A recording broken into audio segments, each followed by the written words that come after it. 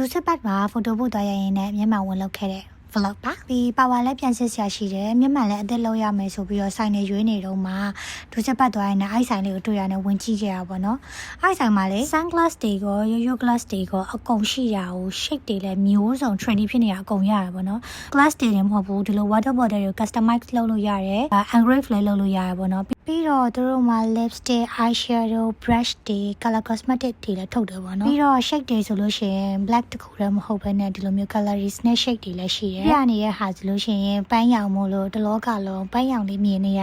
အရမ်းမိုက်စိတ်အဝါအပြာပြီးတော့ classic black ပဲလည်းရှိရပါတော့အဲ့ဆိုင်က glass shade တွေကလည်းတော်တော်လာရအခု big boyfriend တက်ထားဆိုလဲ trendy ဖြစ်နေတဲ့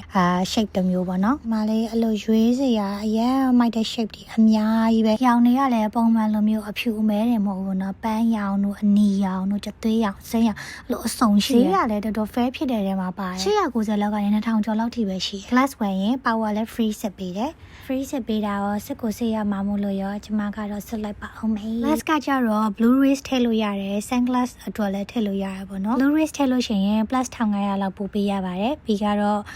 ဖုန်းလည်းအကြည့်များရလို့ဖြစ်တဲ့အတွက် blue rays ထည့်ပြီးတော့ပဲယူလိုက်ပါတယ်ဘီက total 3900 4000လောက်ကျသွားရပေါ့နော်ဘီကမစစ်တာတစ်နှစ်လောက်လည်းရှိနေပြီဆိုတော့ power တက်လာမှထင်တာ power ကမတက်ဘူးတက်လာတာက cylinder ပါဒီဗီဒီယိုတိုင်းမှာမျက်မှန်နဲ့မြင်နေကြဆိုတော့ဘီ power ဘယ်လောက်ရှိမှန်းထင်လဲ